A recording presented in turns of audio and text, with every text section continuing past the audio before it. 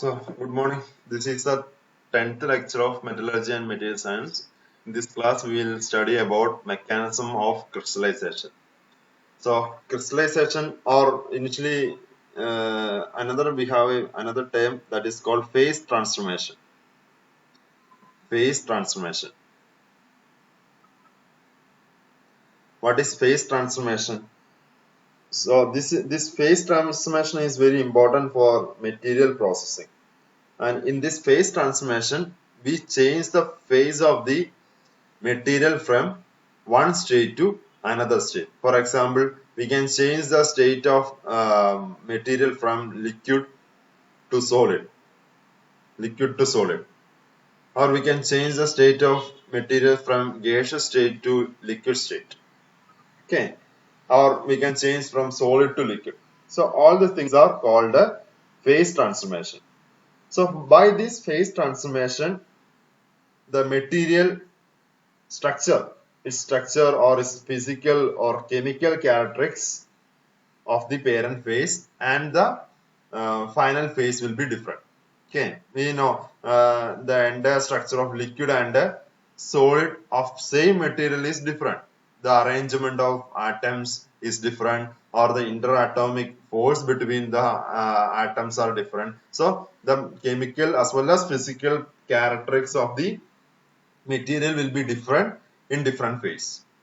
Okay, so today in this class we will discuss about this phase transformation. This phase transformation, that is the changing from liquid to solid. So what happened to a material, or what happened to the structure of the material when it changed from liquid to solid phase? Okay, so that process is called solidification or crystallization. For more specifically for crystalline material, we call this solidification process as crystallization process. Okay, so for if we convert, or if we transform a liquid crystalline material into a solid material, then that process is called crystallization. And generally we can say for all material, when it changes from liquid state to solid state, that process is called solidification. And this is a phase transformation. It changes from liquid phase to solid phase. Okay, and we know what is casting process. Casting process, this is a very important manufacturing process in mechanical engineering, and by this process we can convert a liquid material or liquid molten material into a solid one.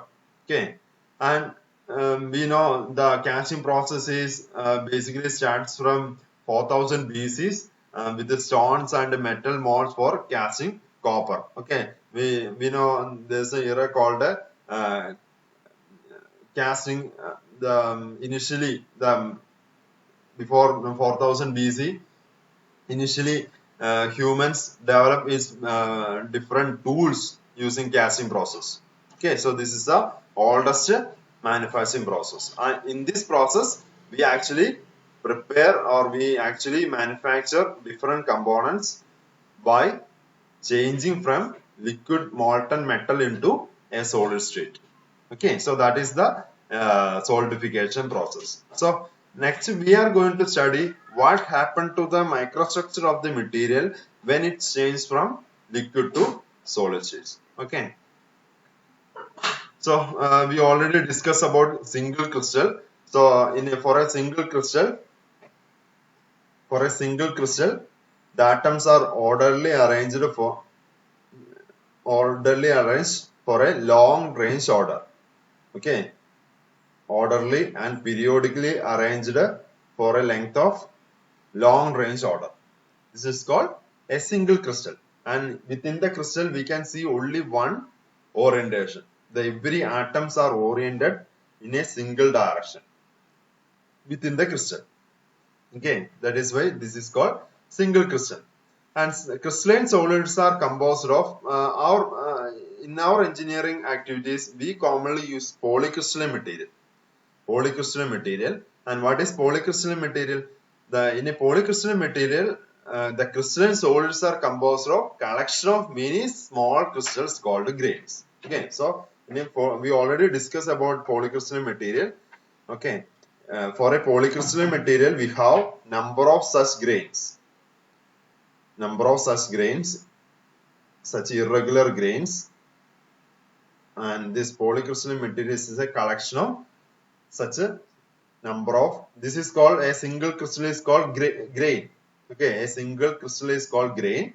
So collection of such type of single crystals are called polycrystalline material.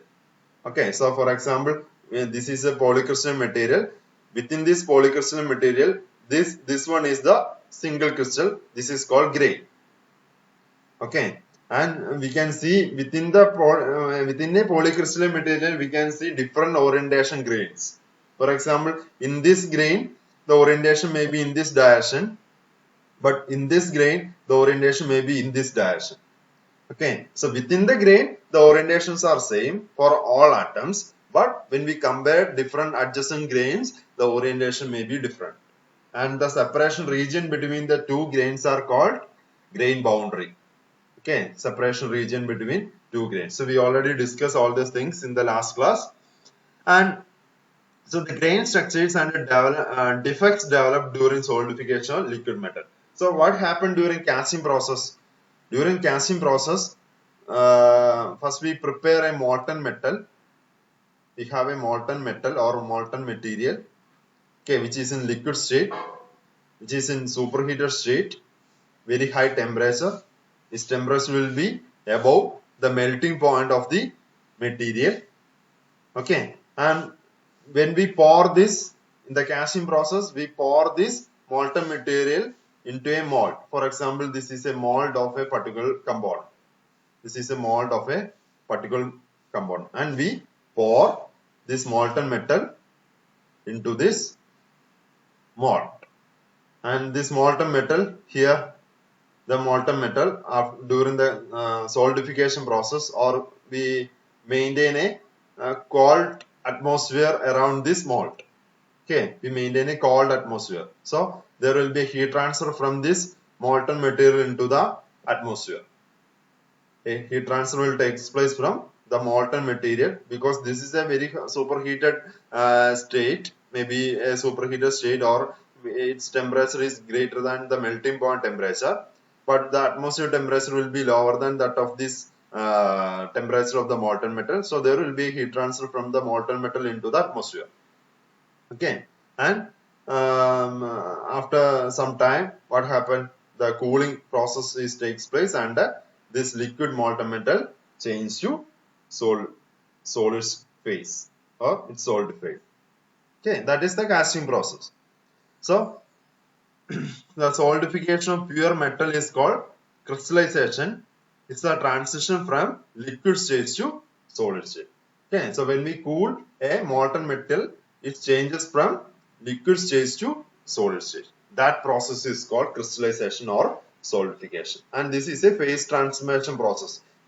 This term is important, phase transformation, because the later class we commonly use this term, phase transformation.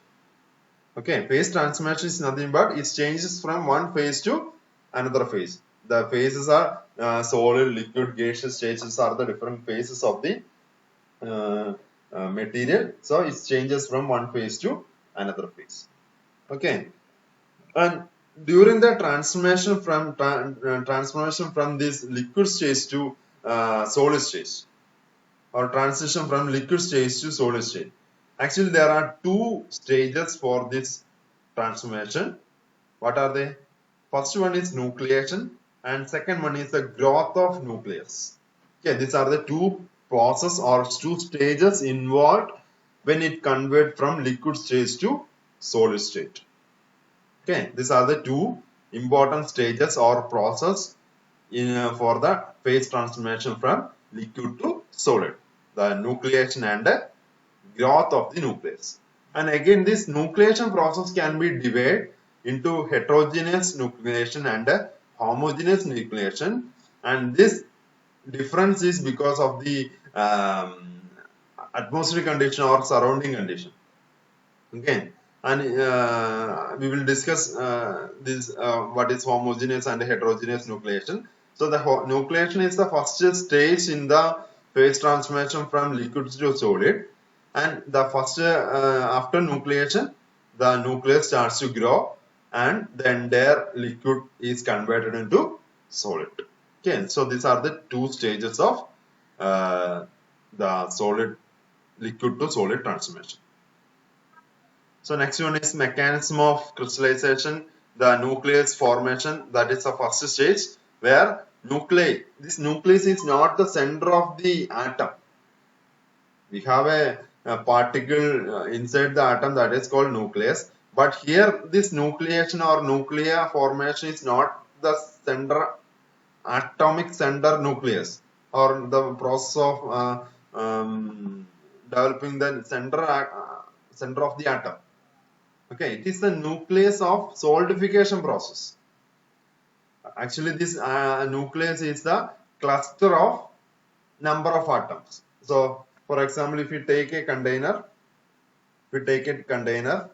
filled with the molten material, for example, some molten metal, filled with the molten metal.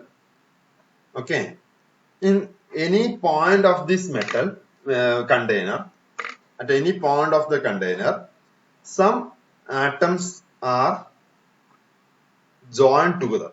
Joined means they are bonded together and form a very small cluster of atom. A very small cluster of atom. And that cluster of atom is called nucleus. Okay, it is not the nucleus of the atom. The starting stage of solidification is nucleation, where one or more atoms are bonded together and form a regular arrangement of very small regular arrangement, that is called nucleation. Okay, nucleation. Okay, and after nucleation, then the crystal growth takes place. That means the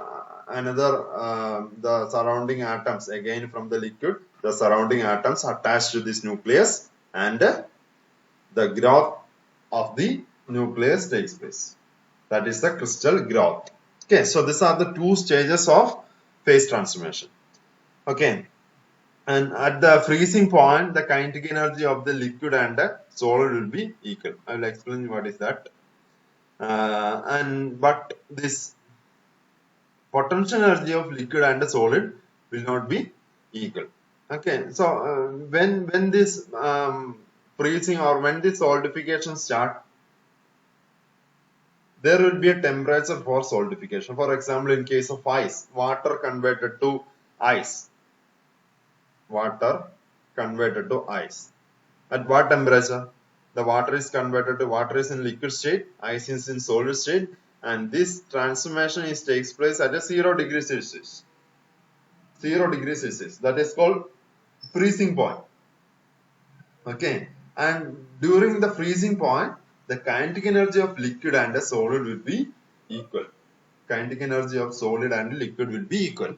And we know in the liquid state, the atoms are loosely packed, very loosely packed. There is no strong attractive force between the atoms in the liquid state as well as in the gaseous state. Okay, and maybe there are, for example, in case of water, maybe there will be a hydrogen bond, but that is a secondary bond, that is a weak bond. Okay, so there is no primary bond between the atom. So the atoms are weakly packed in the liquid state. So atoms at this temperature, for example, the temperature may be greater than melting point. The liquid state, the temperature is greater than melting point of the material. Okay, so the temperature of the entire system is very high. Temperature is very high. So each atom has higher kinetic energy. The kinetic energy of the atom will be very high. They will vibrate in its position. In its position, it will vibrate, or they may move from one point to next point because of this higher kinetic energy. The reason for this higher kinetic energy is higher temperature. We know the molten material, any molten material will be at very high temperature. if we heat the material above its melting point, then only it changes to liquid state.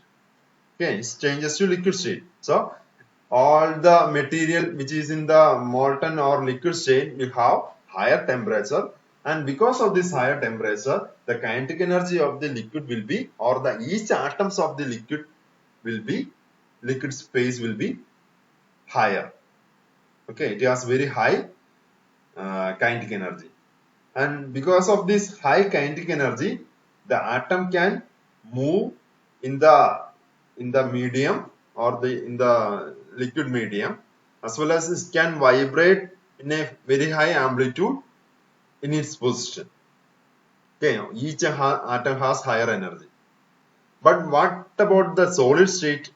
What about the solid state? When I convert from liquid state to solid state, each atoms are closely packed. Each atoms are closely packed and bonded to the adjacent atoms. Okay, with the primary strong bonds. Primary strong bond. So, and of course, at the solid state, the temperature will be very low. It may be a room condition, room atmospheric condition temperature. The temperature of the atom will be low. So, at that time, the kinetic energy of the material is low compared to liquid state. There are two reasons. The temperature is very low, as well as and the atoms are bonded strongly with the adjacent atoms. So the kinetic energy will be low for liquid state.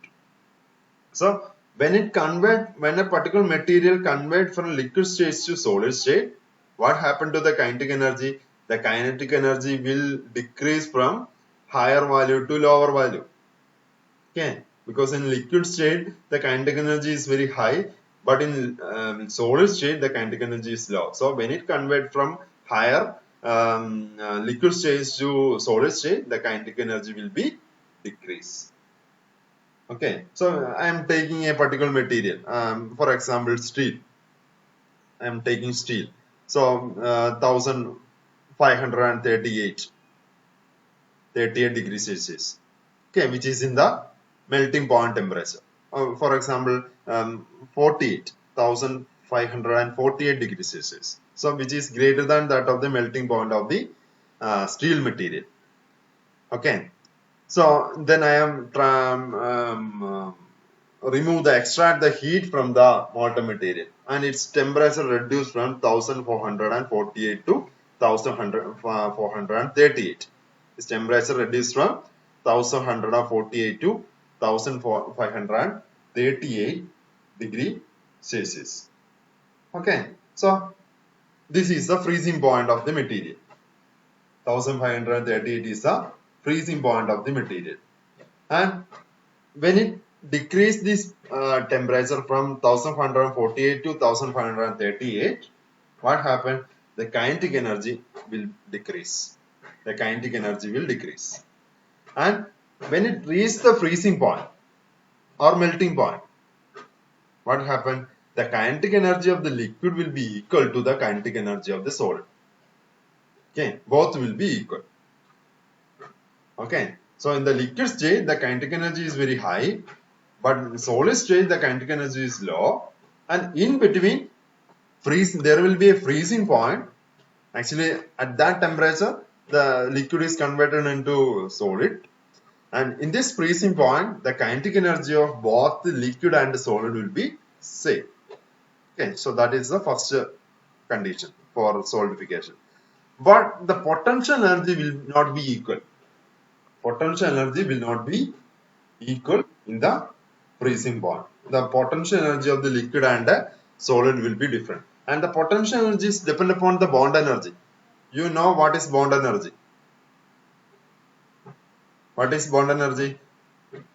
The energy required to break the bonds between the atoms. And we know when the atoms, two atoms are at a particular distance, then the bond energy will be high. When it comes closer, then the bond energy starts to decrease. At the minimum bond energy, the atoms comes to an equilibrium state. Right. So for the solid and liquid, the potential energy will be different.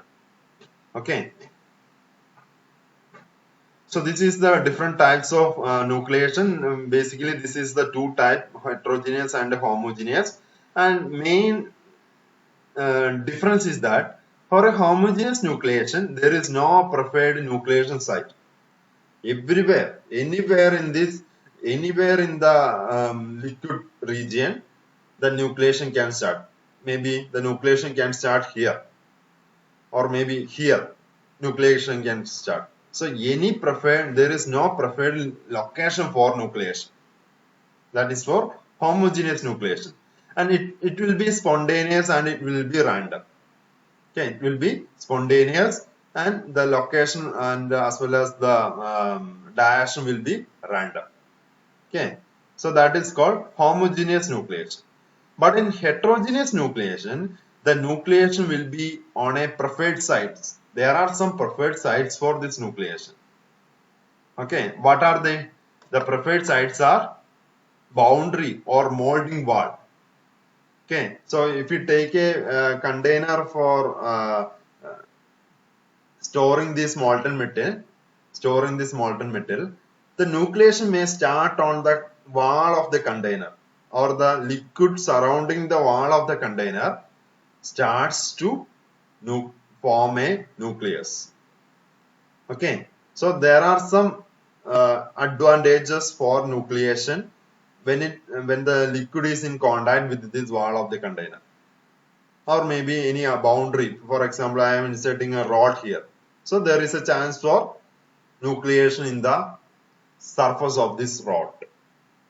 Okay, so there is a preferred location for nucleation, and surface or interface between the two regions, or the inclusion. Maybe there are some impurities. Maybe we are added some alloy elements. Okay, these are the impurities. Alloy elements are impurities, or maybe there are some inclusions or any improper material. Maybe in sand casting process, maybe there are some inclusions of sand particles inside this molten metal. So around the sand, maybe the atom starts to nucleate. Okay, a cluster of atom may form around the sand particles. Okay, and for multi-phase, we will discuss about multi-phase transformation, and in multi-phase case also, the nucleation may be starts on this multi-phase region. Okay, so in heterogeneous nucleation, there are some preferred sites for nucleation, and that is not spontaneous or random. But in homogeneous, there is no preferred site for nucleation. Okay, so that is the difference between heterogeneous and homogeneous nucleation. So these are the two types of nucleation process.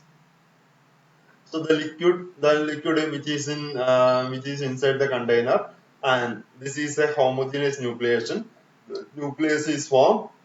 Nucleus of the atom cluster is formed anywhere inside the molten metal. Okay, anywhere in the region of molten metal, this nucleation of the cluster of atom may form.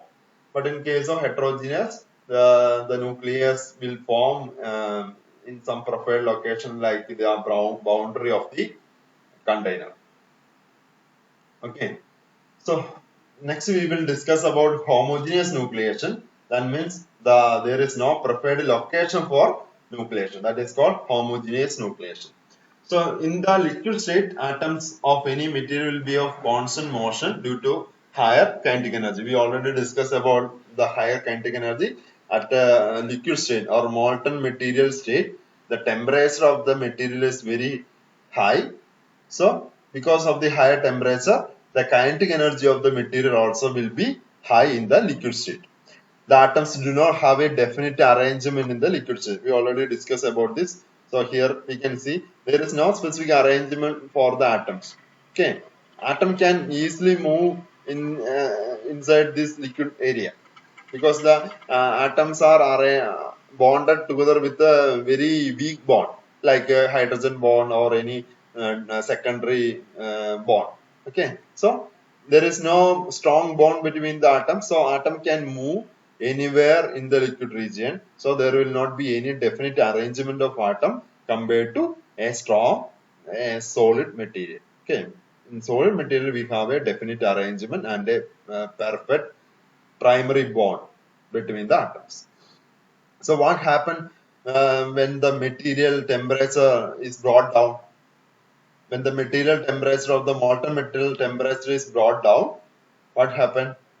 It is possible that some atom at any given instant may group together in a position exactly corresponding to space lattice. Okay, so some atoms, what happened? Some atoms starts to form a bond or group together. So this is a liquid region, molten metals, and here what happened? The inside this molten metal, some atoms, some atoms starts to form a group, maybe 1 or 2 or 3 or 4 or 5.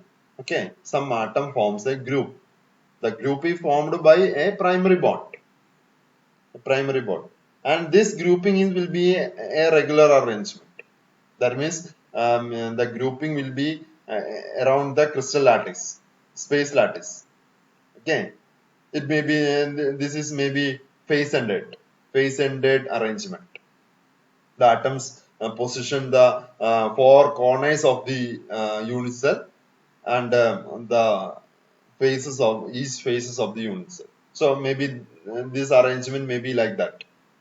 Okay, so there will be a small grouping of atom at any given instant. Okay, and there are some conditions for this group formation. I will explain about that. For this group formation, there are some conditions that is related to Gibbs free energy. Gibbs free energy. We will discuss about that. And so this group of atom or a cluster of atom is formed. Okay, and this group formation is not permanent. Okay, this group formation is not permanent, and that may break. This group may break or regroup at other points. Okay, and how long they last is determined the temperature and the size of the group. Okay, so this group formation, this group is called nucleus, nuclear formation, and this nucleus is not permanent. Okay, this nucleus may not grow further as a solid. Okay, so there are some conditions for to maintain this cluster and for growth of the cluster, and this nucleus, if it is not satisfying that conditions, I will explain what are the conditions for maintaining this group nucleus. If this nucleus is not satisfy that conditions, what happen? They break up and regroup at another points. Okay, and that condition is dependent upon the temperature and the size of the group. And when the temperature of the liquid is sufficiently decreased, the atomic movement also decreases. So in the liquid state, the atoms are moved with a high velocity because of high kinetic energy. And when the temperature of the liquid is decreased up to freezing point or less than freezing point, what happened? The atomic movement of the liquid is decreased. And this leads to the lengthen the life of the group and also promote the formation of more group within the liquid, and such groups are called embryos. Such groups are called embryos. So these are called embryos. So if we decrease the temperature below a particular limit, first nucleus is not formed. First formation is embryos. So this cluster of atoms, this group of atoms are called embryos, and there is a chance for breakup and a regrouping of embryos. Okay, it's dependent upon the temperature and the size of the embryos. If the temperature and the size of the embryos is not sufficient for the maintaining the bond between the atoms, what happened? This embryo starts to break and the atoms goes to next location. Okay, so the embryos are not permanent. Okay, it may grow further and form a nucleus, or it may break up or regroup into another embryo. Okay, so that is the formation of embryos. So as the temperature of the liquid metal drops, a stage is reached where the embryos and the surrounding liquid coexist, and this temperature is called freezing point. So what is the freezing point of water? At 0 degrees Celsius. The 0 degrees Celsius is the freezing point. So if you reduce the temperature, so this is the graph showing the variation of temperature and with respect to time. So this is the molten material. In this point, the material is in the molten state. So when we reduce the temperature, this is the ideal case. This is the ideal case. When we reduce the temperature at a particular point, so during this stage, from up to point A, in different locations, maybe some embryos may form. Okay, number of embryos may form when we reduce the temperature. So up to point A, there are different embryos may form in different locations. Okay, and when it reaches the point A, and that point A corresponding to point A, the temperature is called solidification temperature or freezing point. Freezing point. Okay, and at point A, what happened? That the cluster of atoms or embryos and the surrounding liquid material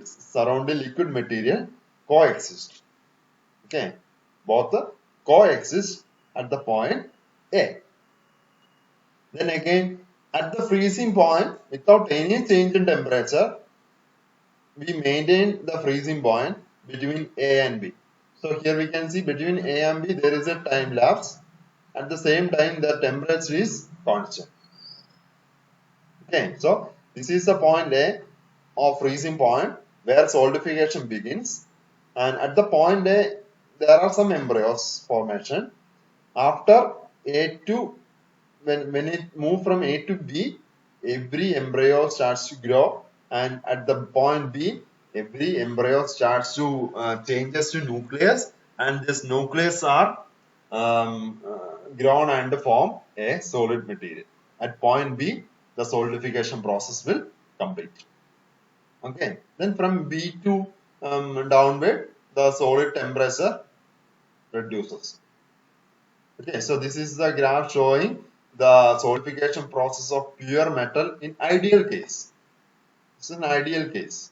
So pure metal solidify at a constant temperature.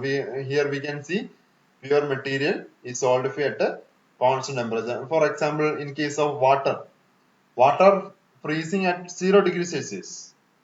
Okay, so when we take water, within a container, we reduce the temperature of the water from -20 to 0 degrees Celsius. So this is the process. We reduce the temperature from -20 to 0 degrees Celsius. A is 0 degrees Celsius. And this 0 degrees Celsius, we maintain the water at 0 degrees Celsius. And after a particular time, what happened? Without any change in temperature, the entire water will changes to solid.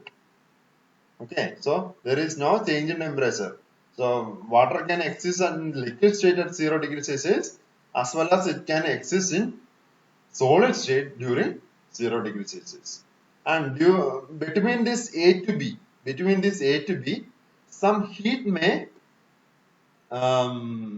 remove from the liquid. Some heat may remove from the liquid between A to B.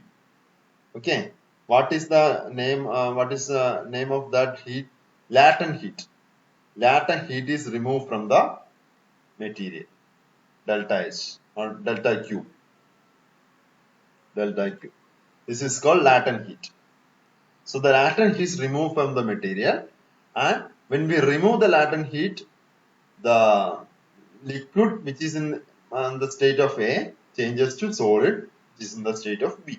So between this time, between A to B, the latent heat is removed, and when we during this time, the latent heat removal process, there will not be any change in temperature, and the all other areas, that means from this point to A, that is called sensible cooling, and B to this point, that is also called sensible cooling. During sensible cooling, there will be a temperature change. There will be a temperature change. But between A to B, the heating process will take place, or sorry, solidification process will take place at freezing temperature or solidification temperature without any change in temperature by the removal of latent heat. Okay, and this graph showing the change in density. Change in density. So here we can see when the liquid reaches point A, this is the point A, and from A to B, we can see the sudden increase in density. Sudden increase in density. What is the reason? We know in the liquid state, we can see in the liquid state, there are lots of space between the atomic particle. Atoms are loosely packed. Atoms are loosely packed. So there are lots of empty space in between atoms. So what is density? Mass by volume. Okay. So compared to the mass for a liquid required more volume. More volume. So the density will be low. But when it changes to solid state, the atoms are closely packed. So when atom changes from liquid to solid state, there will be a sudden increase in density. Sudden increase in density. And after solidification, again the density increases in a smaller rate. Okay, so this is the density variation, and these two graphs belongs to ideal condition. Actually, this is not the graph for solidification. This is the solidification process under ideal condition. Okay.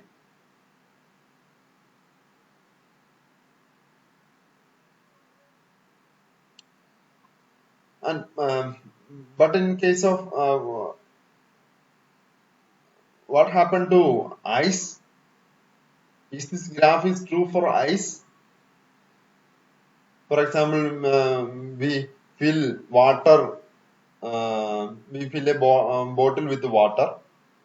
Okay, completely we fill a bottle with water and kept in freezer. Kept in freezer. Then after freezing, what happened? What is the volume? What is the difference between the volume of liquid and water? Which one has higher volume? Water or solid? The mass is same.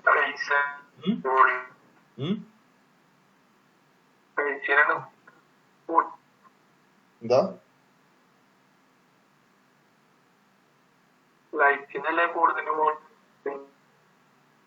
solid or liquid? Water or ice? Ice. So ice has higher volume. So the mass is same. The mass of water and the mass of ice is same. So which one has higher density? Solid.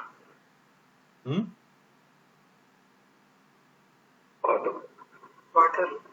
Liquid അല്ലേ sir? Water. Liquid. So when we compare water and ice, ice has higher volume because when we fill the entire bottle and when we with the water and when we kept inside the freezer, what happened? The bottle will break. Okay, so that means the volume of the solid is higher than that of volume of ice is higher than that of volume of water. Okay, so the mass is same. Mass of water and mass of ice is same. So mass by volume is the density. So density will be higher for liquid. Higher for liquid. So compared to other materials, this is the special property of water. That property for any other material, for any other metals, okay, solid has higher density. Solid has higher density. But in case of water, then the density is different for solid and water. Okay. So the main reason for this is hydrogen bond inside the water. Okay. The hydrogen bond between the atoms play an important role for this special property of water. Okay. So for any other materials, the density of the solid is higher than that of liquid. So when we cool the liquid at this point, both the liquid and the solid state are at same temperature. That temperature is called freezing temperature. At the freezing temperature, the kinetic energy will be same. We already discussed about that. But the potential energy will be different. Potential energy will be different. Okay, because for liquid, the atoms are bonded loosely, but solid, the atoms are bonded with a strong bonds. Okay, so we can say the potential energy of the solid atoms will be lower. We already discussed the potential energy in the bond energy graph, from the bond energy graph. We know this is the graph showing bond energy. Okay, so this is the equilibrium condition, and this is the potential energy. The vertical axis is the potential energy. So here this is the liquid region where the potential energy is higher, but in solid region, this is the region for solid or the primary bonded region where the potential energy is lower. Okay, so there will be a difference in potential energy between liquid and solid. So the atoms in the solid are much closer together, resulting in lowering of potential energy.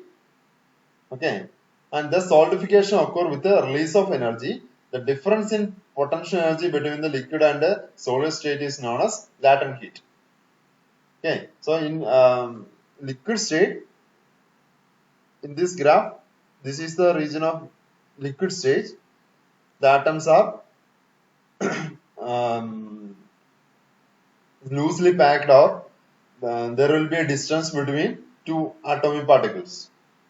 Okay, so in that case, the potential energy of the atoms will be higher. But here, what happened? This is the region of solid formation, solidification, and here the atoms are almost touched together, or we can say this is in equilibrium state. Equilibrium state. A bond is formed between the atoms, and this energy is called bond energy. This energy is called bond energy. Okay, and here we can see here the potential energy is very low. Potential energy is low, but here the potential energy is high. Okay, so in liquid state the potential energy is high, but in solid state the potential energy is very low, and that difference in these two energy, the potential energy, is called latent heat. Is called latent heat. So during solidification process, I already explained this. What happened between A and B? Some amount of heat is removed from the material. Some amount of heat is removed from the material, and that heat is called latent heat. And latent heat is equal to the difference in potential energy of liquid and solid. Okay. And at freezing point, energy is required to establish a surface between solid and liquid. In pure materials, at a freezing point, insufficient energy is released by the heat of fusions to create a stable boundary surface. Hence, some undercooling is necessary to form a stable solid region. So, to establish a surface between the atoms, this latent heat is not enough. Okay, this latent heat removal is not enough to create a surface between these two atoms. If we create a surface between the atom, then only we can create a nucleus. Then only we can create a nucleus. So this latent heat removal, in ideal case, we need to only remove this latent heat for creating a surface, and thereby we can create a nucleus.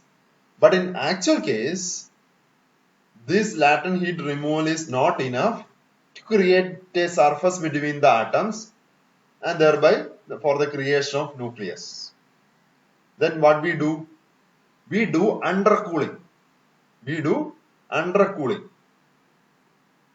By undercooling process, more amount of heat can be removed from the material. Thereby, a surface will be created between the atoms and leads to the formation of nucleus. And that undercooling is called supercooling process. Supercooling or undercooling process. So here, this is the ideal case. Between A and B, this is a constant temperature. This is the ideal case. In ideal case, between A and B, we need to only remove the latent heat from the material to establish a surface between the atoms and for the creation of nucleus. But in actual case, this is the graph. This is the graph showing actual case. In actual case, we should maintain a temperature which is less than that of the freezing temperature of the material or melting temperature of the material. And that decrease in temperature, that lower in temperature is called undercooling temperature or supercooling temperature. Okay, so for example, for a particular material, the melting or freezing temperature is 500 degrees Celsius. Okay, the ideal freezing or melting temperature is 500 degrees Celsius. So if it is in ideal case, just we need to cool the material, liquid material into 500 degrees Celsius, then latent heat will be removed and the nucleus will form, and nucleus starts to grow further and form a solid at point B. That is the ideal case. But in actual case, this cooling up to 500 degrees Celsius is not enough. We need to cool below that temperature. For example, we need to cool for 50 degrees Celsius. 500 is the ideal case, that is point B, temperature corresponding to point B. But we need to, in actual case, we need to decrease the temperature up to 450 degrees Celsius. So the difference between 500 and 400 is the degree of undercooling, that is delta T. Delta T is the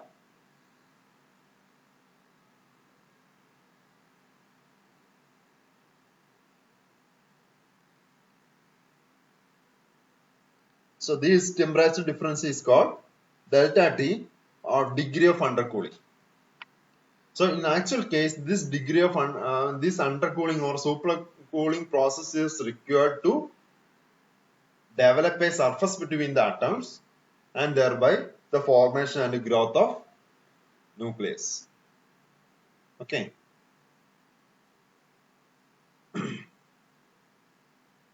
And this is the different materials melting point and the latent heat removed from the material when it solidifies.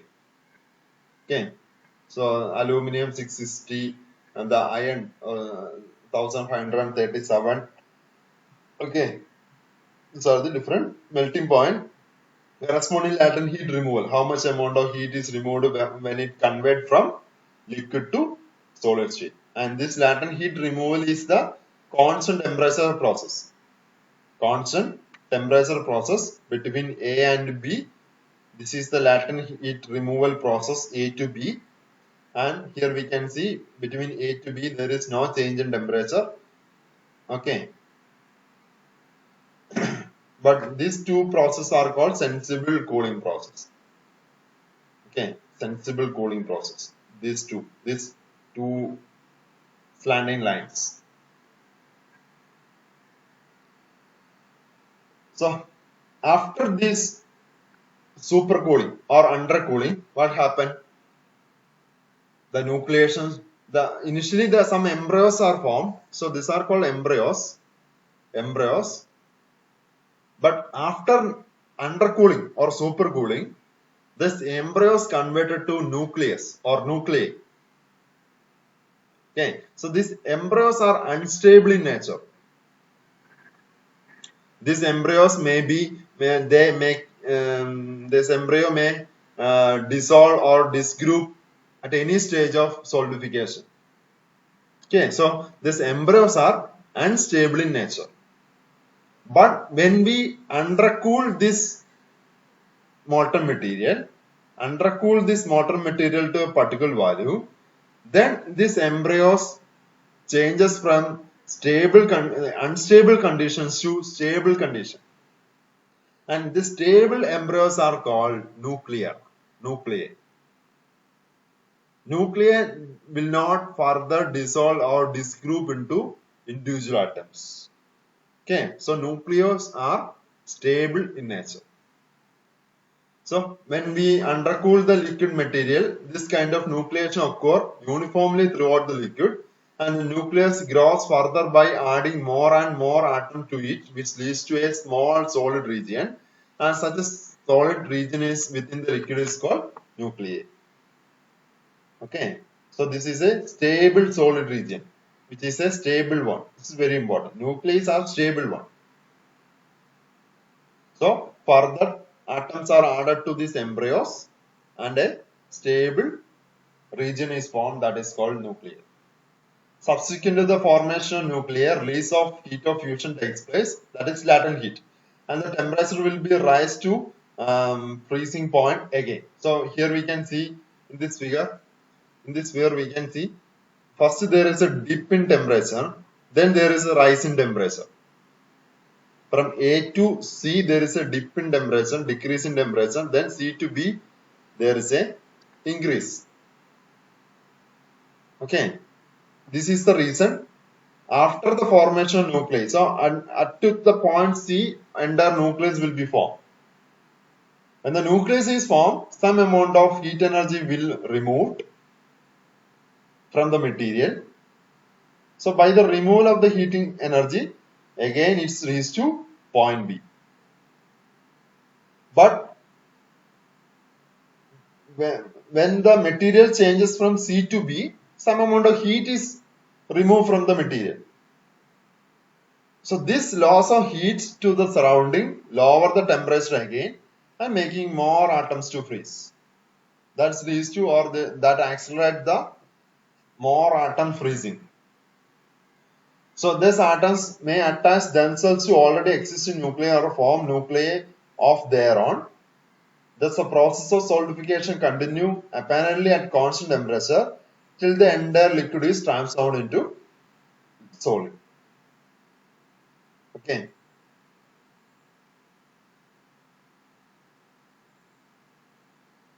So that is homogeneous nucleation.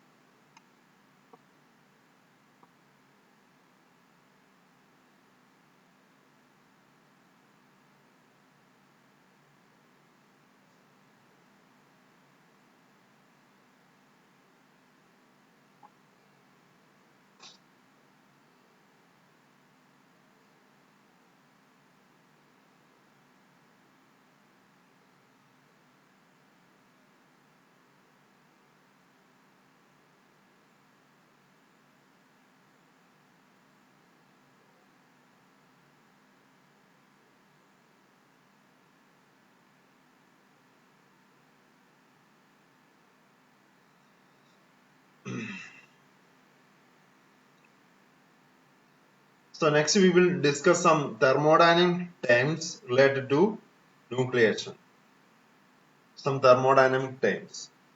So during the phase transformation, there is one important thermodynamic parameter which is called free energy, delta G. It is called free energy or delta G. So that is actually this delta G value is actually value is the main reason for whether the embryos converted to nucleus or embryos dissolve into atoms. So this delta G is the factor which decide the embryo conversion into nuclei or the embryo regroup into another embryo. Okay, so this delta G is called free energy.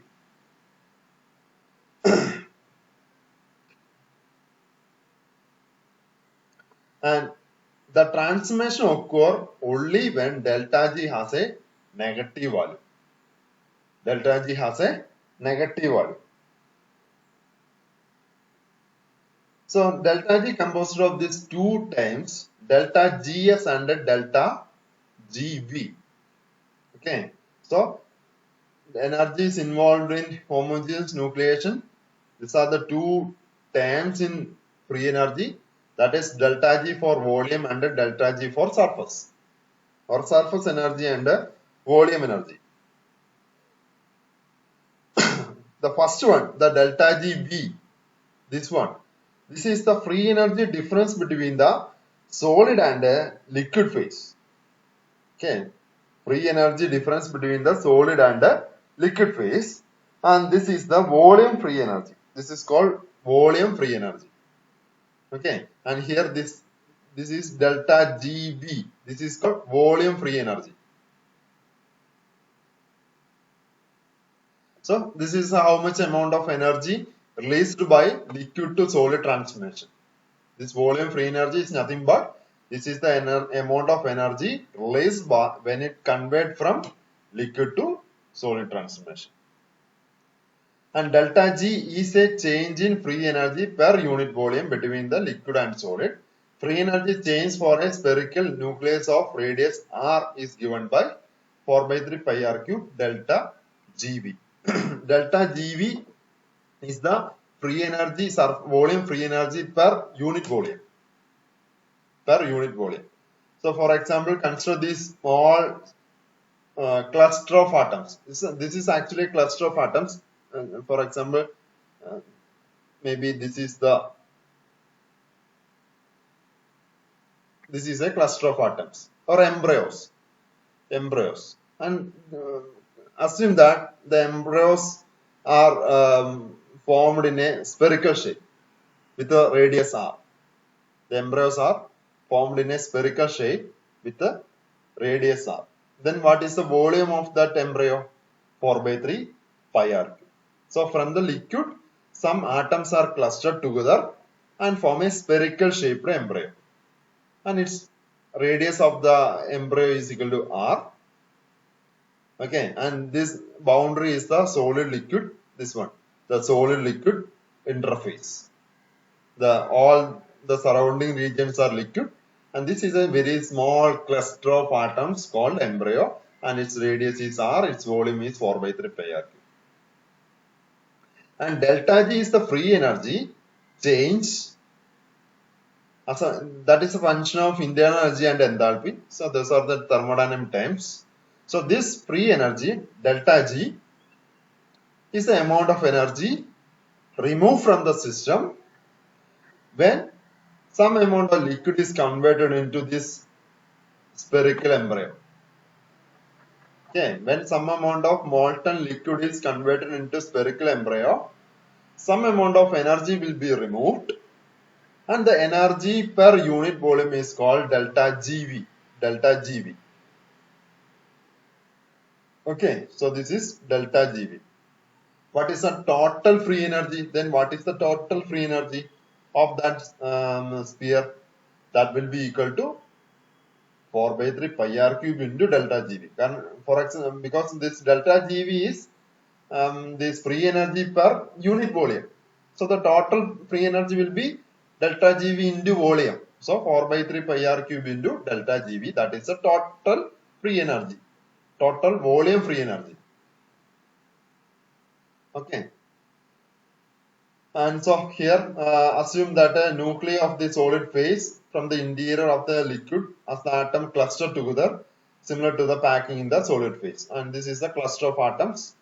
And this cluster form a spherical shape nucleus, and it has a radius of r, or nucleus of embryo. And what is the free energy change because of the formation of this nucleus or embryo? The first one, the difference between the solid liquid phase, that is volume free energy, that is delta GV. When the liquid is converted into this cluster of atoms, a volume free energy will be released, that is delta GV. Another one is because of this boundary formation. We know there is a interface boundary between liquid and solid when the cluster is formed. There is an interface boundary. For the boundary formation, we need some energy. That is called surface free energy. That is called surface free energy, that is delta Gs. Okay, delta Gs. So required to form new solid surface. So from the liquid, for the formation of a cluster of atom, some amount of energy is required, and that energy is called surface free energy, delta Gs. Okay. And for a spherical, for example, for a spherical, such type of spherical cluster of atoms is formed, then how much amount of energy is required as a free energy, surface free energy? That is equal to the surface area into delta Gs, because this free energy, the surface free energy is per area, per surface area. Okay, so the total surface free energy required is equal to surface area into delta Gs. Or delta Gs is equal to this is gamma is the surface free energy per surface area or specific surface free energy. So the total surface free energy for that sphere is equal to surface area, that is 4 pi r square into gamma. So that is the total surface free energy required for the creation of a solid surface inside the liquid molten metal. So delta Gs is a retarding energy. So these are the two free energy come into picture when a liquid is converted into solid. So total free energy is the sum of this volume free energy and the surface free energy. Okay, and this is the graph showing the variation of these two free energies. Okay, so when the free energy, this is the surface free energy. The surface free energy increases with respect to the radius of the nucleus. So when the nucleus radius increases, that means more atoms attached to this embryo, then the radius of the nucleus will increase. So with respect to the increase in radius of the nucleus, what happened? The surface free energy will increase. What is the reason? With the increase in radius, this surface area will increase, 4 pi r square will increase. So this surface free energy also will increase. Okay. And this gamma is the specific surface free energy or surface tension.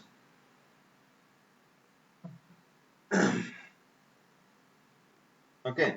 And this surface free energy actually try to destabilize the nuclei. The increase in surface free energy actually try to destabilize, okay, the free energy. That means it takes more energy for to make the interface or to make the boundary. Okay, so this increase with the increase in the radius. Next one is volume or bulk free energy. So this bulk free energy decrease with the increase in the radius. What is reason?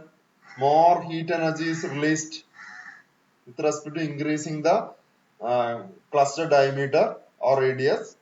This more heat energy will release. So this will decrease or is going to downward.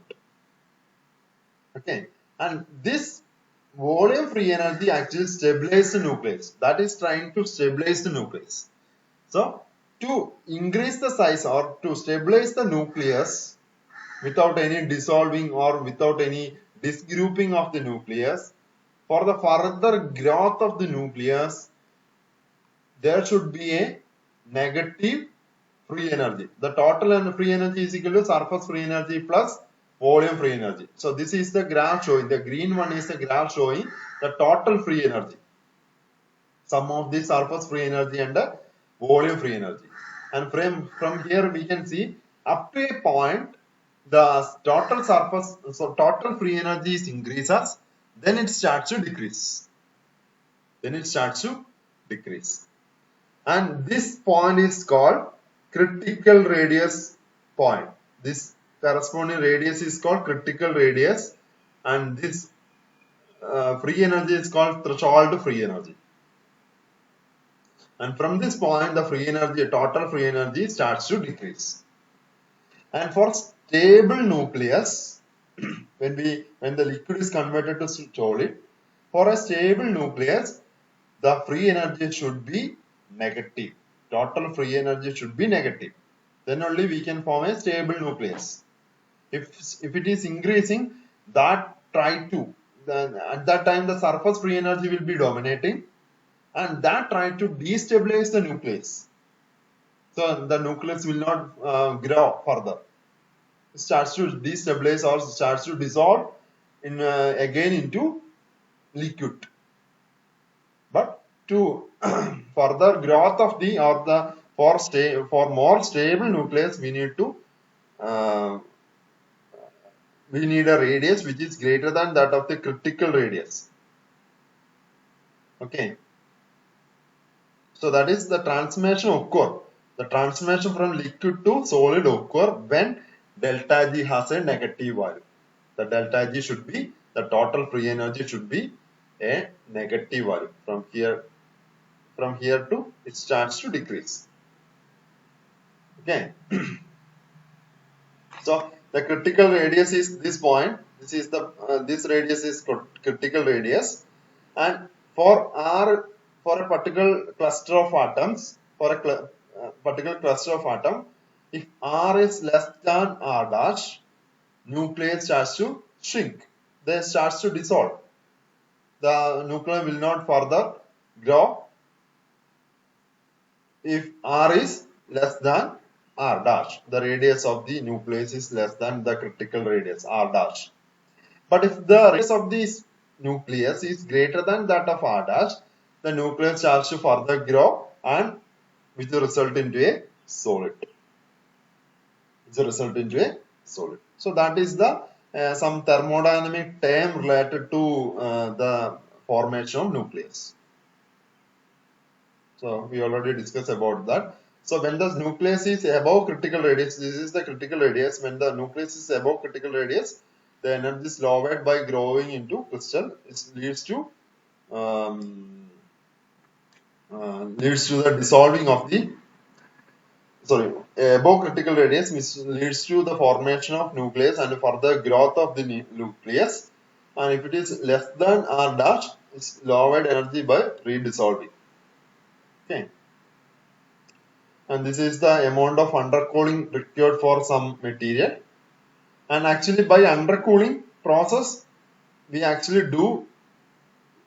decrease this free energy. By undercooling, I already said, undercooling is required for creation of nucleus, a stable nucleus.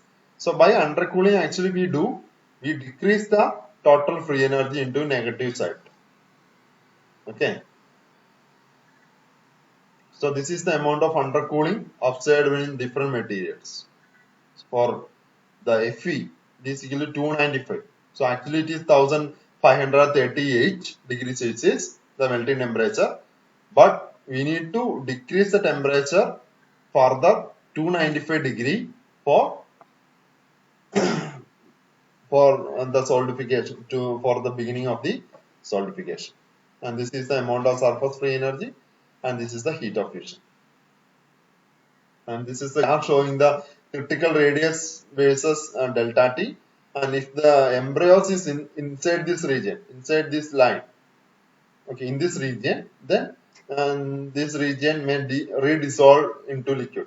The formed embryos again dissolved into liquid. But any embryos formed in this region further grows a nuclei and form a stable region in this region. If it is in this region, okay. And critical radius, greater the degree of undercooling, greater the change in free volume energy. And with respect to undercooling, there is no change in the delta Gs, but the volume free energy decreases with respect to undercooling. So, with respect to undercooling, the volume free energy, this volume free energy further decreases. Thereby, we can reduce the total free energy also. Thereby, nucleation and further growth of the nucleus will start. As the amount of undercooling delta T increases, the amount of undercooling this is delta T. This is delta T. So, if delta T increases, critical nucleus size decreases. Because what is the reason? Delta T increases, then the undercooling is increases, then this graph again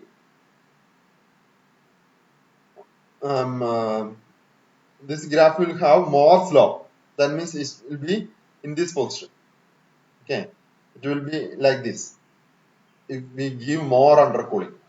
So this total free energy may reach peak value here or here if we provide more undercooling. So by increasing the amount of undercooling, this point, the peak point, shift to left. So more undercooling, then the critical nucleus size also decreases. And from this is the equation of R dash. You can see from this, if you give more undercooling, that means delta T. Delta T value is higher. More undercooling means this gap is higher. This gap will be higher. Okay, so if the gap is higher, then R dash will be lower.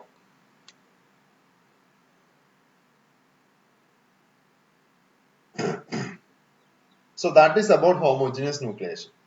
Okay, so by undercooling process, we can create the nucleus. Then further nucleus is grow into a solid by dendrite growth. We will discuss about it. So this is up to this. This is called homogeneous nucleation. And what is the difference between homogeneous and heterogeneous nucleation? In heterogeneous nucleation, we give some impurities or some external agents for the nucleation process. External agents. Okay, and the nucleation is facilitated by the presence of some impurities. The impurities may be some inclusions or some alloy elements or some grain refiners, etc. Or some imperfections or some grain boundaries, etc. And this is called heterogeneous nucleation. In case of homogeneous nucleation, there is no such type of impurities in the liquid molten metal, or there is no external agents for accelerating this nucleation process in case of homogeneous nucleation. But in case of heterogeneous nucleation, there will be some impurities or some accelerating agents like the boundary of the container, etc. For heterogeneous nucleation. And forms at structural homogeneities like this nucleation process in heterogeneous nucleation will start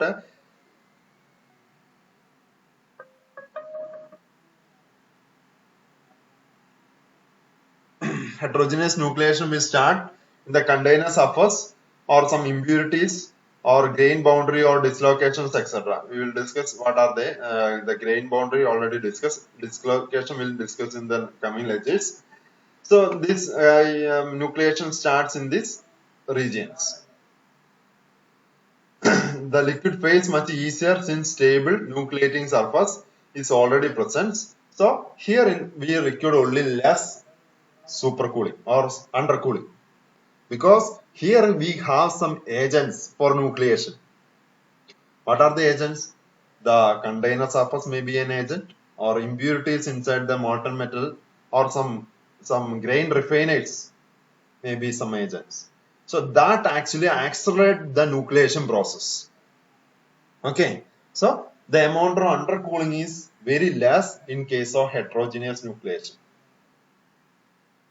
So a much lower level of undercooling is sufficient for this type of nucleations to occur. Even the wall of the container promote heterogeneous nucleation.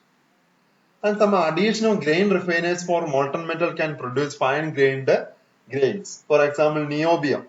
We add niobium into steel during solidification process. So in the molten material, we add some niobium particles. And around this niobium, a atomic cluster will form, starts to or leads to a nucleus formation. So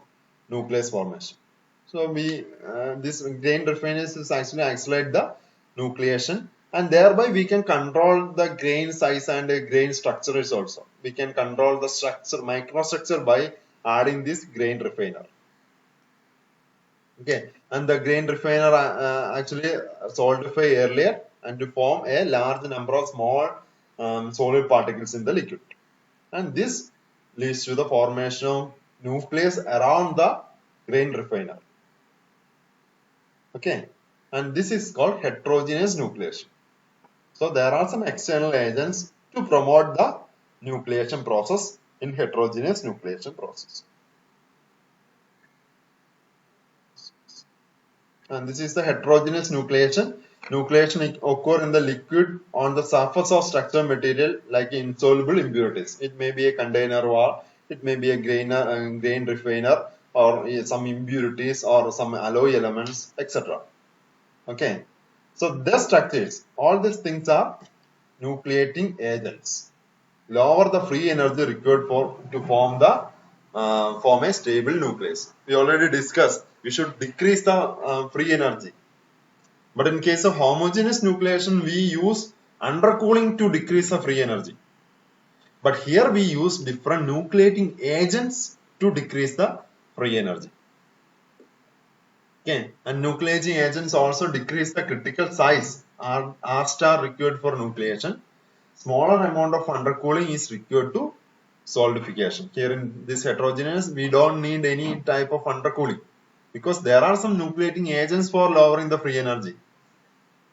Okay, and we use commonly this mechanisms for nucleation. Heterogeneous nucleation is commonly used for solidification in our industries because homogeneous nucleation is difficult in common practice.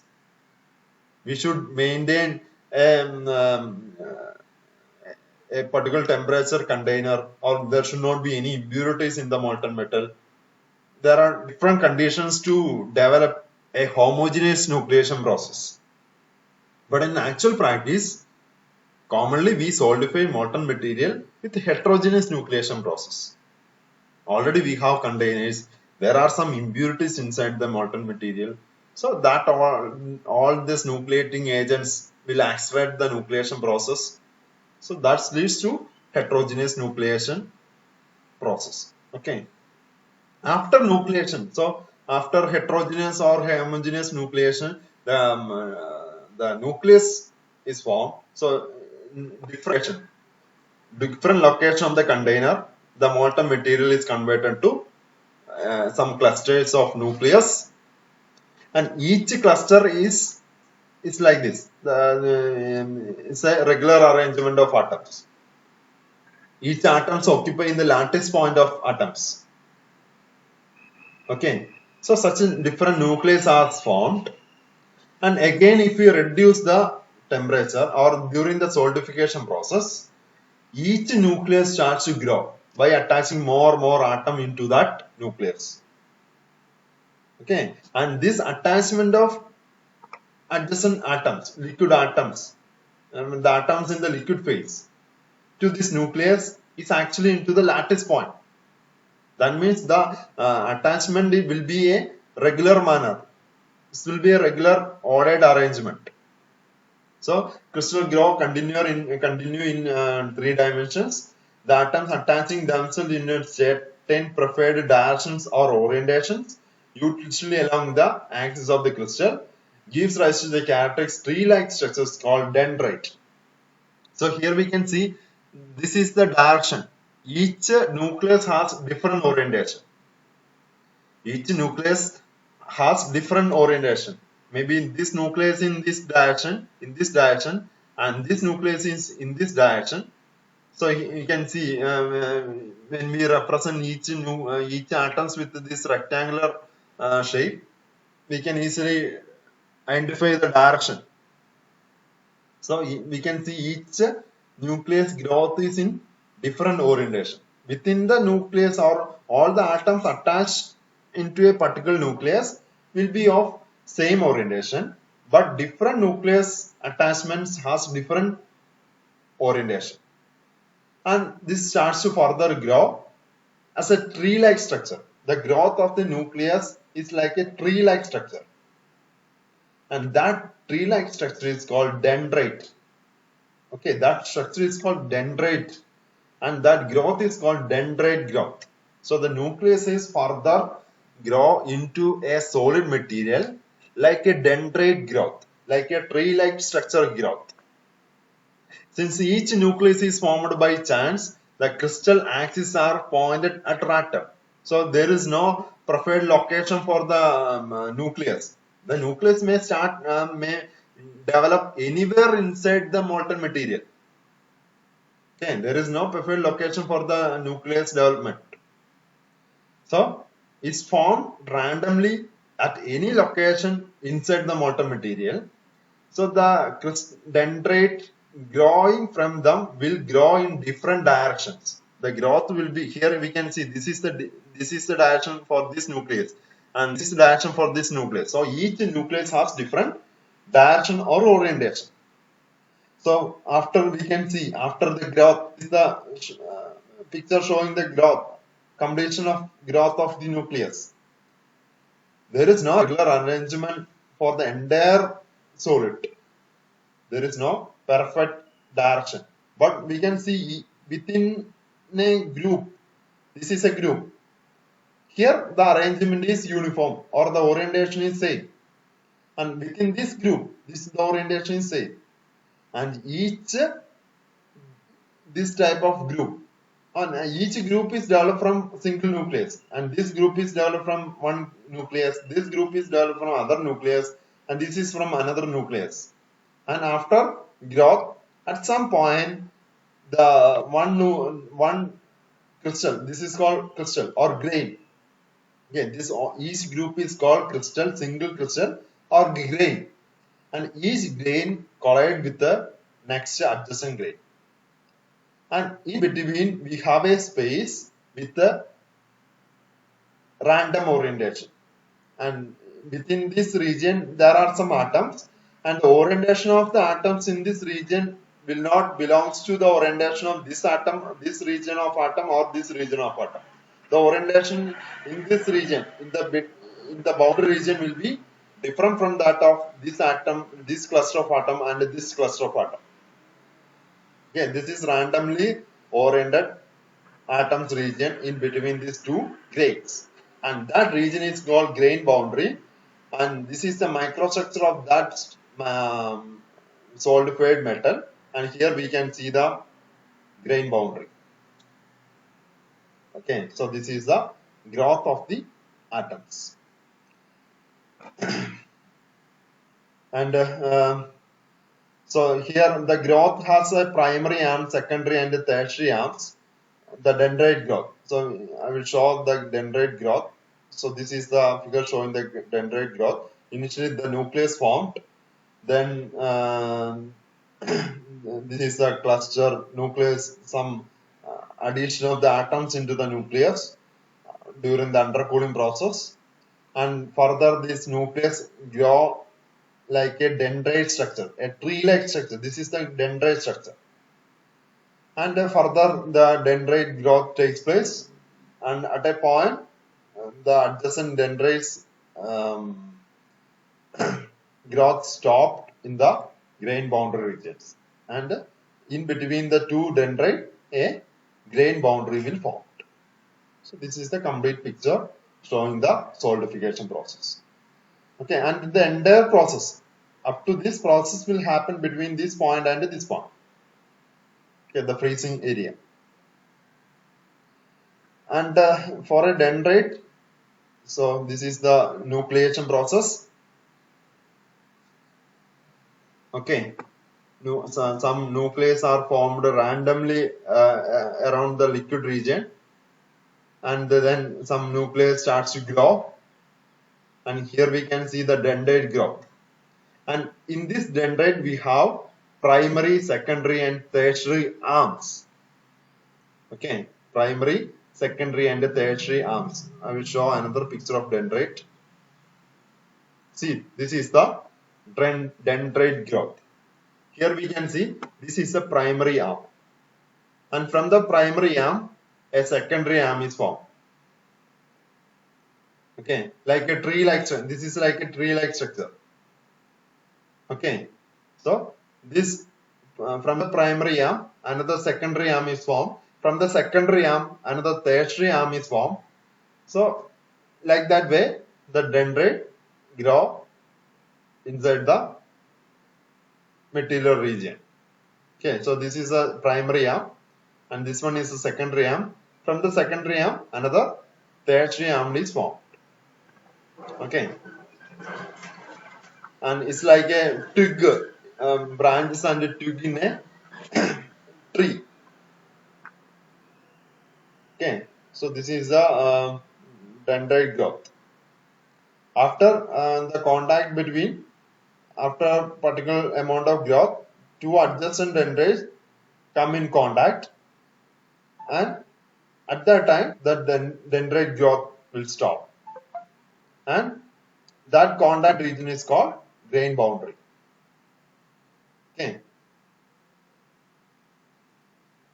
so this is the dendrite growth and this is the dendrite growth. Here we can see the resulting picture. This is the final solid microstructure. Here you can see that this line represents the directions, the orientation of the atoms within the grains. We can see every grains has different orientation. Okay, so this is lead to a polycrystalline material. Polycrystalline material. Then how can we develop a single crystalline material? Anyone?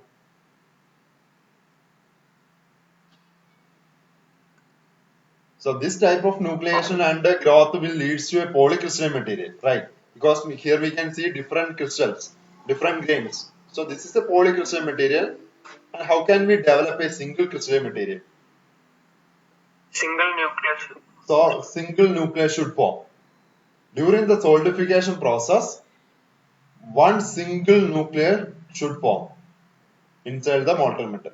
Then what happened? The single nucleus then further grow by the addition of the all atoms into that nucleus. Then again a dendrite growth, and inside the material there will be only one dendrite, and that dendrite again the atoms, all atoms in the molten material attached to that dendrite.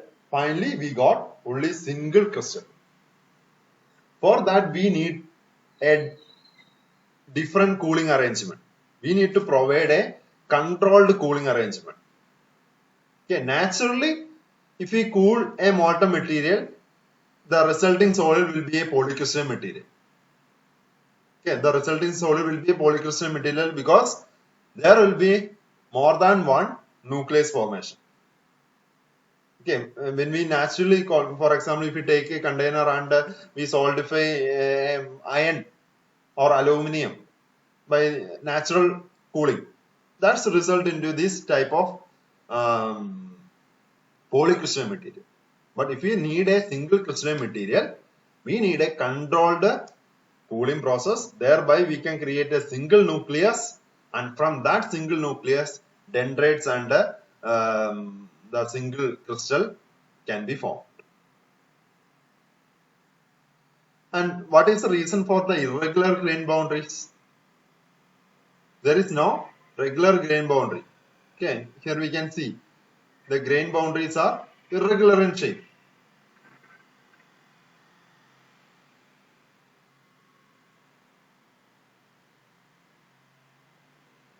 See this. This is the microstructure, and this is the grain boundaries. This one, this one, this one. All these things are grain boundaries. The grain boundaries are irregular. What is the reason?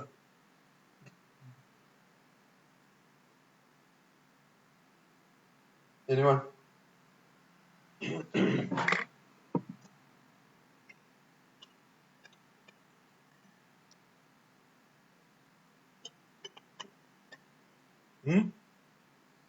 What is the reason for irregular grain boundary? Anyone? irregular ആയിട്ട് arrange ചെയ്തുകൊണ്ടല്ലേ അങ്ങനെ grain boundary ഉണ്ടായത് തന്നെ. അപ്പൊ അത് irregular ആയിട്ടല്ല കിടക്കുള്ളൂ. Irregular arrangement means different ഡയറക്ഷനിലല്ലേ അത് ഓരോ nucleus നിൽക്കുന്നത്. ഡിഫറെന്റ് ന്യൂക്ലിയസ് ഓരോ ഡയറക്ഷനിലല്ലേ ചെയ്തിരിക്കുന്നത്. അതുകൊണ്ടല്ലേ ഗ്രെയിൻ ബൗണ്ടറി ഉണ്ടായത്. അപ്പൊ അത് ഇറഗുലർ ആയിട്ട് തന്നെ വരുള്ളൂ. Yeah. So the nucleus is formed in different locations randomly. Okay. And the dendrite growth also is not a controlled growth. The dendrite growth also not a controlled growth. It can grow in any direction. And when the dendrite growth is stopped,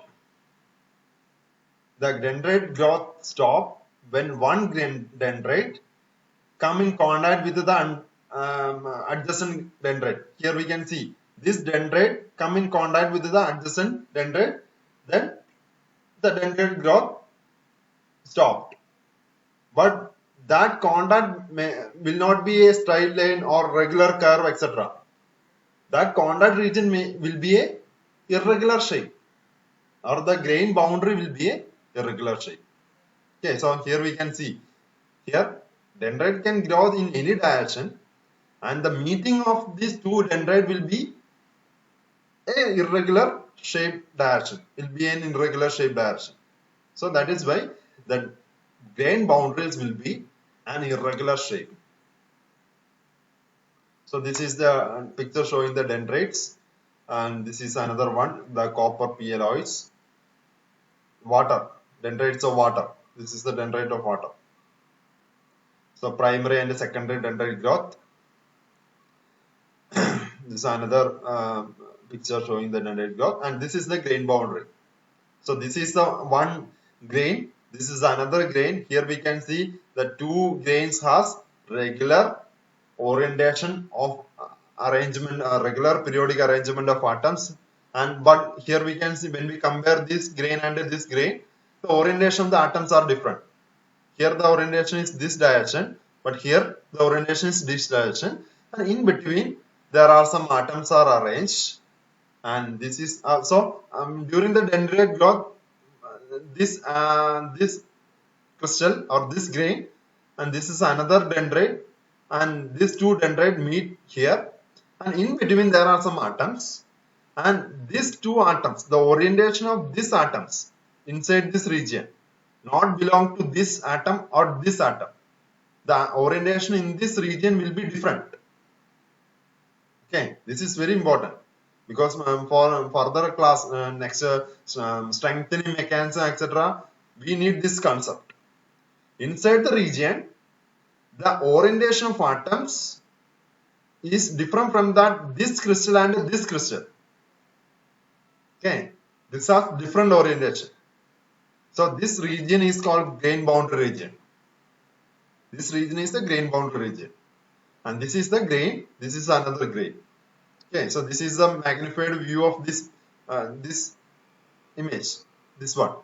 So this is the grain boundary, and where the atoms has different orientation, but here in this region the atoms has this line showing the direction of orientation, and this line showing another grains. This is the another grain, and this line showing the another orientation, and within the grain boundary the atoms has different orientation. So see this. So here the blue line showing particular orientation direction. The red line is another grain, and the orientation direction showing with the red line, red arrow. And here the rose arrow showing different orientation within this grain boundary. So this is called zone of misfit. Zone of misfit. Okay. And what is the importance of this grain boundary? For a polycrystalline material, we already discussed about slip. For example, this line showing a slip. This is a slip plane. This line showing a slip plane. So actually, in layer of atoms, slip with respect to this bottom layer of atom, and slip is propagating from here to here, here, here. The slip reached here. But at this point, what happened? The slip cannot propagate from this point to next point. What is the reason? The atoms has different orientation. Atom has different orientation. So the slipping, I will show. This is very important because for the next classes, this concept is very important. ഒരു 10 minutes ഞാൻ എടുക്കുള്ളൂ കേട്ടോ. ഇതൊന്ന് ശ്രദ്ധിക്കണം കേട്ടോ.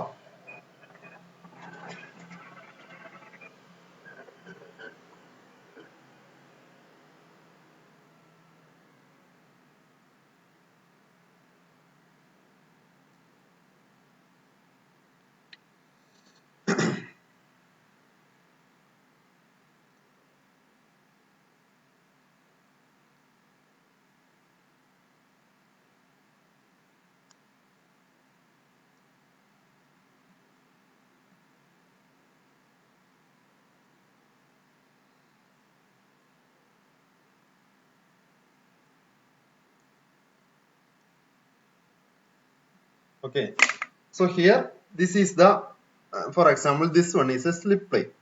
This one is a slip plane. Okay, so this layer of atoms, for example, 1, 2, 3, 4, 5, A, B, C, D, E. So 1, 2, 3, 4, 5 layer of atom slip with respect to A, B, C, D layer of atom. The atoms are very closely packed. So when we apply shear stress here, what happened? This layer of atom slip with respect to A, B, C, D atom, and the slip starts to propagate. Slip starts to propagate from here to here. So slip starts to propagate from here to here and here, and the slip is end here. Slip end here at this point. Okay, at this point the slip end. But after this point, it is very difficult to propagate the slip.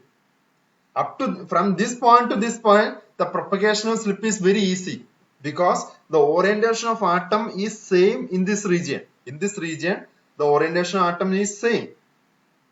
In this region, we can see this is a regular arrangement of atom within the grain. But after this point, the propagation of slip is very difficult because there is a misfit in orientation of atom. There is a misfit in orientation of atom. Maybe when the slip propagates from this point to this point, there will be some block because of the misfit oriented atom. And if it propagates in this direction, there will be some block. Okay, so from this point, it is very difficult to the propagation of slip. We know the deformation of ductile material, slip is the important mechanism. Slip is the important mechanism for the deformation of ductile material. So, but this point, the slip can propagate, or it is very difficult to propagate. We need to apply more force to propagate the slip. To propagate the slip, we need to apply more external force. Okay. After if you apply very high force, then after, by chance some slip is propagated in this direction. Sorry, in this direction. But again, we can see next adjacent grain orientation is in this direction. Again, the slip has to reorient it into another direction. Again, there is a block for the slip propagation. Again there is a block for the slip propagation. So this grain boundary and basically this grain boundary, then the adjacent grain block the slip propagation, thereby the deformation also. But if we have a single crystalline material, for example, this is a single crystalline material. So with a long range order, we have a single crystalline material. Slip is starting from here.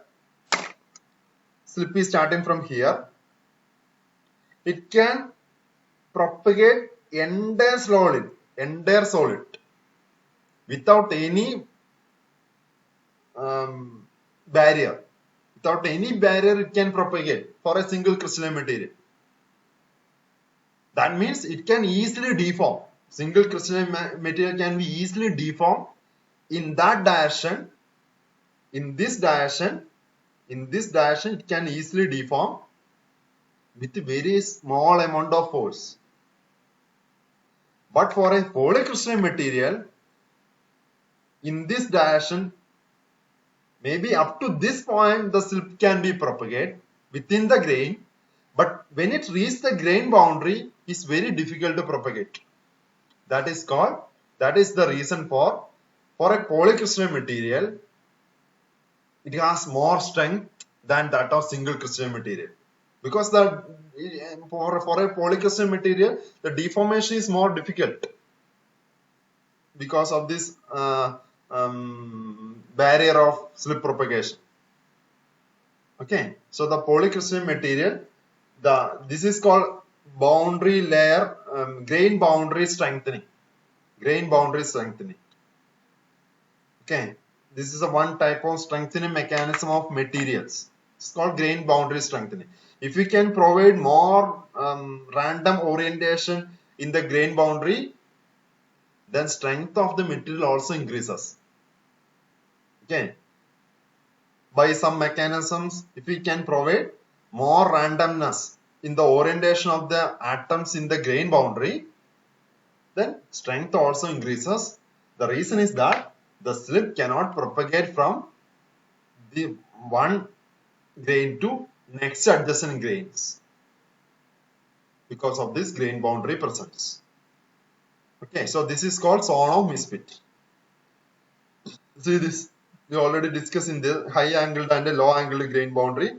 The zone of misfit is very high for a high angled grain boundary and it is low for a low angled grain boundary.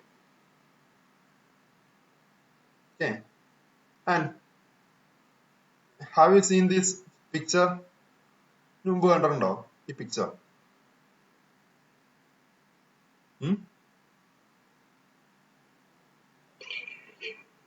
Yes. And this is called stress strain diagram of the mild steel. This is a stress strain diagram of the mild steel. And this dip, here we can see a dip. After yield point, we can see a decrease in stress and then there is a rise in stress. And this dip is because of this grain boundary. Okay, this dip is because of this grain boundary. And up to the actually when the slip propagating through this grain, it is very easy for the slip propagation within this grain because the atoms are closely packed and we have a orientation which is favorable for the slip within the grain. So up to this point it is very easy. Okay, up to this point it is very easy. But when it reaches this bottom dip point, the slip reaches this grain boundary. So in the grain boundary, the slipping is very difficult. We need to apply more stress for further deformation, for the further propagation of slip. That is why after this point, there is a rise in the stress value. We can see a rise in the stress value. So this is the reason for this. This is called yield plateau. This region is called yield plateau, a dip region. And This dip region is because of the misoriented atoms in the grain boundary. Okay. So this is the nuclear formation, dendrite, and finally dendrites forms a grain boundary. So this is the figure showing the dendrite growth. Primary, this is the primary arm, this is the secondary arm. And the directional dendrite growth will show the directional cooling. Okay, we can see the arrows. And these arrows or the directional dendrite growth will be in the directional cooling. Okay, if we provide directional solidification. For example, within the container, in some region we maintain a very cold temperature, then of course the solidification will be in that direction. So that is called directional solidification. By directional solidification, we can create a particular particular shape grains. If we need a columnar grains, we need to provide a directional solidification. So this is the actual figure. This is the, you can see some dendrite growth here in this region. Okay, so it's a copper dendrite. So this is another figure of magnesium dendrite. It's another figure of cobalt, samarium, copper alloy dendrite, SEM. So SEM, electron microscope. So another dendrite growth of water. So this is the actually partially solidified zinc. You can see the dendrite growth in the zinc. And this is the actually captured from China, the dendrite growth of ice on the window. So during solidification. So another figure showing metallic glass dendrite forming. So it's a close figure. See this. Okay. So that is about dendrite growth. Already we discussed about grain and difference between single and polycrystalline material. Okay. So this is a polycrystalline material. This one is a polycrystalline material. This one is a polycrystalline material. We have number of grains. Within the grain, these terms are very important. Within the grain, orientations are same, and considering the entire solid, there are different such grains. Okay, this solid is composed of consists of number of such grains. Each grain has different orientation. Within the grains, atoms have same orientation, and each grains are come in contact in the grain boundary region. The grain boundary regions, the atoms has another orientation, so randomly oriented.